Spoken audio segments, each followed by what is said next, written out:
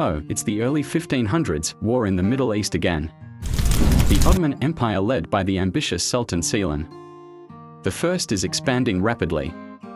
While in the east, the powerful Safavid threaten the Ottoman domains. But to the south an even older empire is in their way, the Mamluk of Egypt. The two powers are about to clash, and in our timeline, the Mamluks were absolutely demolished. The Mamluks was crushed as Egypt, Syria, and Hijaz were taken, removing the Mamluks of the face of the earth. But what if this never happened? What if the Mamluks survived? Realistically speaking, the Mamluks couldn't really win. Their lack of technology and backwater culture was one of their downfalls. Well, let's change it. The Mamluks had ruled Egypt for over 250 years. They were a warrior elite's descendants from slave soldiers and controlled huge trade routes between Europe and Asia. In the early 1500s, the world was kind of changing. The Ottoman army with gunpowder weapons and disciplined troops were outclassing the Middle East cavalry. In the 1516 war erupted. The first invaded Syria, crushing the Mamluks in the Battle of Marj Dabik. A year later, Cairo fell, and the once mighty Mamluks was absorbed into the Ottoman Empire. But let's say this. What if the outcome changed, and what does it take for the Mamluks to win? They would need to adapt in this scenario. They don't stubbornly rely on cavalry alone. Instead, Sultan comes to Marj Dabik modernized his army, importing firearms and artillery from Venice. Instead of being maneuvered, the Mamluks used tactics in fortified position. The Ottomans, facing supply issues and not expecting resistance, was handicapped. The Ottoman force was forced to retreat. With the Ottomans weakened, to Safavids seeing an opportunity reclaims Mesopotamia.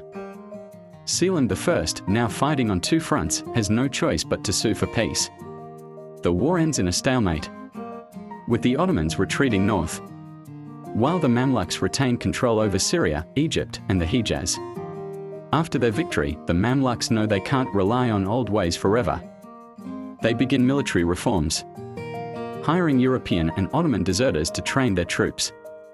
Firearms become standard, and the Mamluk cavalry learns to fight alongside gunpowder infantry. Meanwhile, the Venetians, eager to counter the Ottomans, strengthened their trade alliance with the Mamluks. Egypt remains the economic heart of the region, controlling the spice trade and keeping Ottoman influence at bay. The Ottomans, having failed to conquer Egypt, shift their focus back to Europe.